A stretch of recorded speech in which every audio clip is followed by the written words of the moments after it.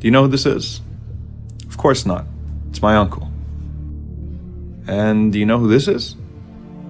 Neither do I. I work for the Human Resources Department at a local engineering firm. I also just applied for another job at a far more prestigious agency. In that interview, I was pretty confident I'd get the job.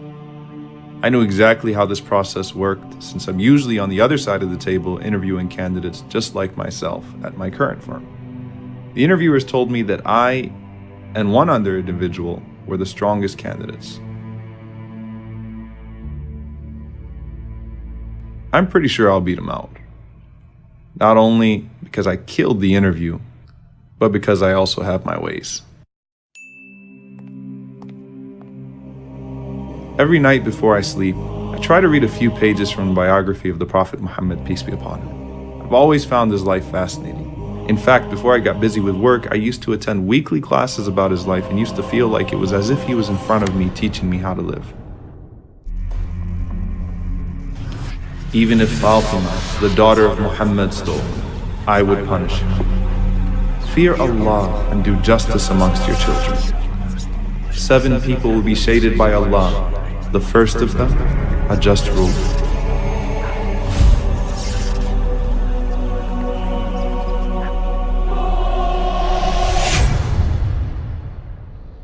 Now I remember him. He was the guy that applied for a job at my firm last year.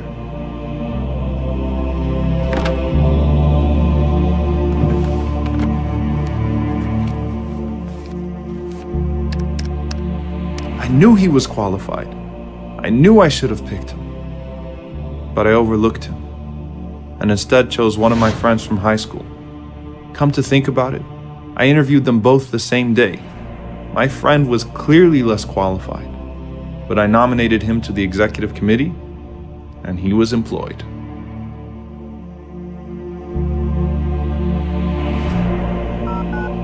This number is no longer in service.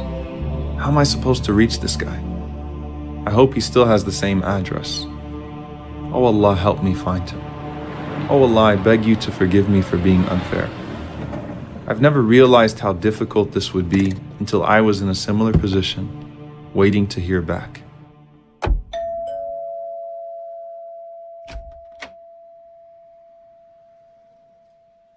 He didn't remember me at first, but eventually I refreshed his memory. I begged for his forgiveness and told him that the job was once again vacant, and if he reapplied, I would be sure to nominate him to the committee with the highest of recommendations.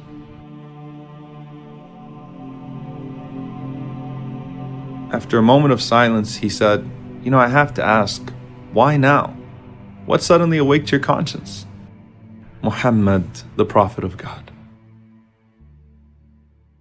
We need to read about his life and challenge our own vices with his principles, to read about his sense of justice, to read about how when Usama bin Zayd came to intercede on behalf of a powerful woman, he responded by saying that even if his own beloved daughter Fatima stole, he would treat her no different.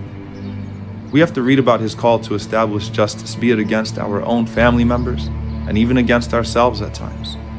His call to uphold justice and equality for all of the children of Adam. All of you are from Adam, and Adam was from dirt. There is no difference between one who is white and one who is black, except in piety.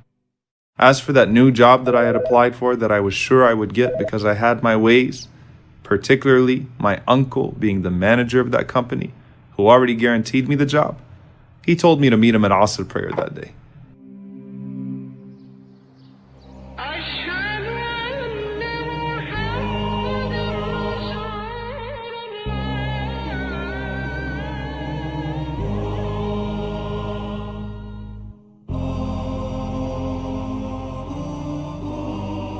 I was shocked, disappointed, and staggered.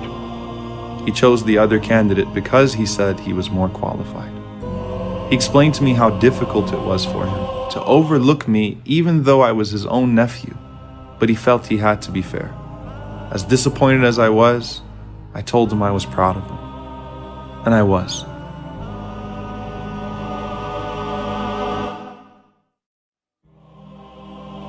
Our Prophet taught us that everyone should have their rights.